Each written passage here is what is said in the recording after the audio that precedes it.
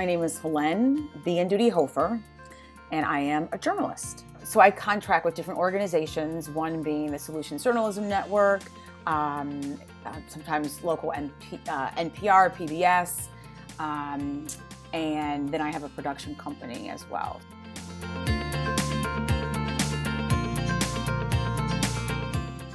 In journalism, you experience conflict in a multitude of ways. So there can be internal conflict that you deal with yourself, right? As a journalist, you might be struggling with a particular story, struggling with your own biases and how they're showing up in a piece.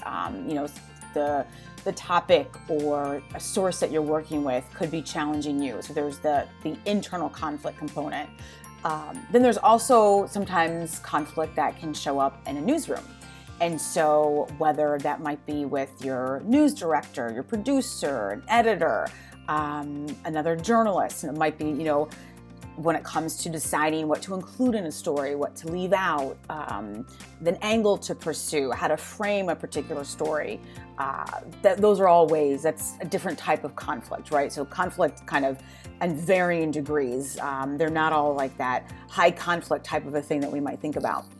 And then there's conflict with your source at times. You can experience that as well. So it could be that a source doesn't like how a story turned out. They may have felt as though you misled them. You were disingenuous in terms of how you presented a story, would be told and how they were presented. They may, after the fact, not like the way in which they feel that they were, that they looked, or they may not like how the story was received. And so then that's a form of conflict too. Then there's conflict with your audience. So then, so it's on so many different ways, and you can have really great, it's not that conflict is a bad thing. So I should be really clear about that. It's just recognizing that there are varying degrees of it, and it can show up at any given juncture in the storytelling process. So it's just kind of a thing that you are aware of and that exists, and then it's just a matter of kind of figuring out how to navigate the conflict when it does show up.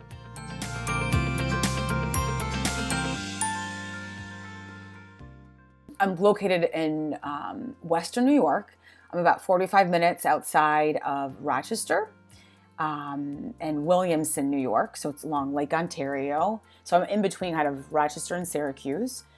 And we have had, I would say, like every town and city and state and country, we've dealt with this past year and a half with COVID and with racial justice movements and really working on racial reconciliation throughout this country and our state and the city as well.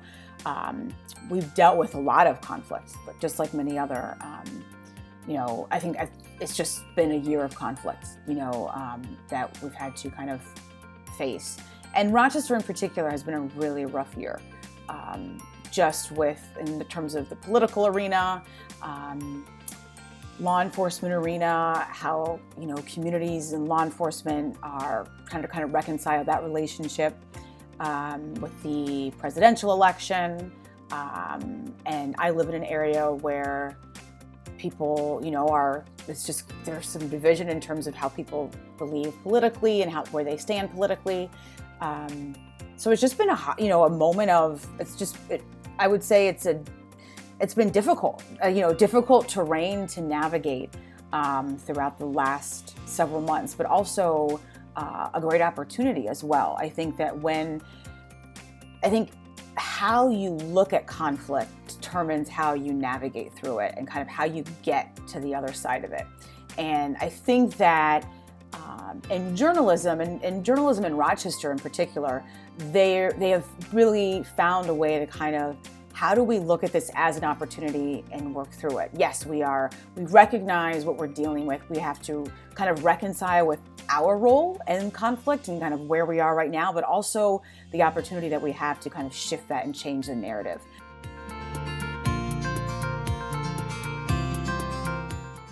There was someone that I really wanted to interview who I knew was, I knew had like really strong views on a particular, I think it was policing and law, I think it was like law enforcement and just building trust with, if I'm thinking about the right thing, I think it was policing and gun rights and that kind of a thing. And he did not want to do the interview. And I can remember he said, I respect you, but I just don't know how this will be used. I don't know how this will translate. I'm well known in the work that I do, and I don't know where this interview will go. I don't know if it will be taken out of context, because I see things taken out of context all the time when I watch the news. And he just was not, and I think we were messaging on Facebook. And I said, well, can I just give you a call and talk with you about this? Just see, what your concerns are. Maybe we can work through that.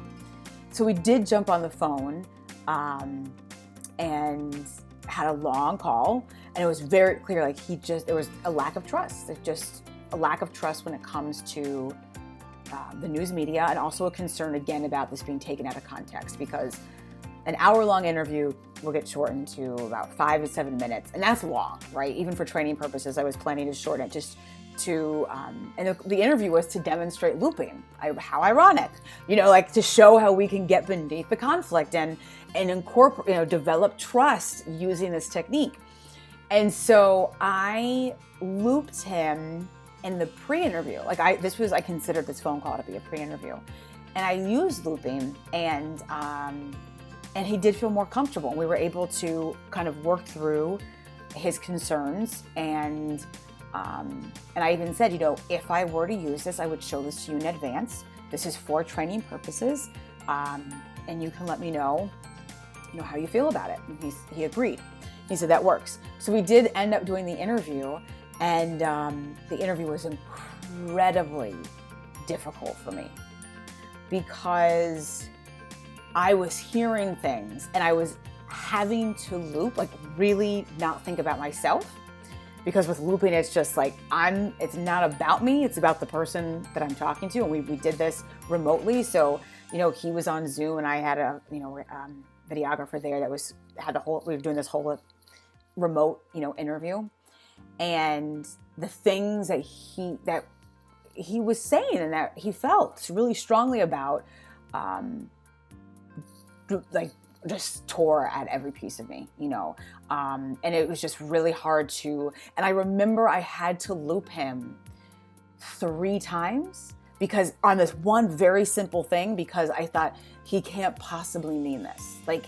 He can't possibly, this is not right. This can't be right. And I looped incorrectly 3 times, and he was very clear about what he said. I was just like this, and it was because my own life experiences, my own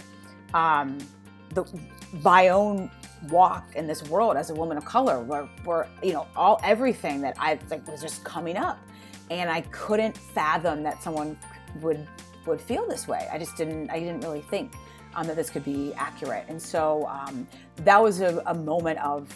You asked about conflict and how do I experience conflict in the work that I do, and the internal conflict piece is a very, very real thing, and recognizing that there's this whole idea of objectivity in journalism, which I don't believe in. I don't believe it exists. I think there are objective measures to the work that we do, but as humans, we do bring in our own stuff, and acknowledging that. And I had to think about how Gary and Catherine to say when that happens, when that comes up, acknowledge it. Allow that to drive your curiosity. Recognize that it's there, but then why that it's something that's internally happening to you, and kind of note it and use it to stay open. Because normally we close ourselves off when that happens, when we hear something that is just so in contrast with what we believe and what we believe to be true.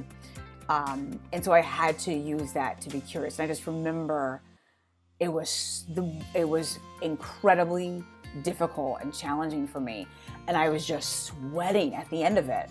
And I was like, and when I was done, I said thank you. And I was like, I have absolutely no idea how this went, but we did it, and I asked him too. I said, "How did you feel?" And he said, "I really felt like you were listening." But it was interesting to hear his perspective, the person I was interviewing, and then to have to sit with my own, right? Because it's not about me sharing how I felt about it. It's really, what was this for you?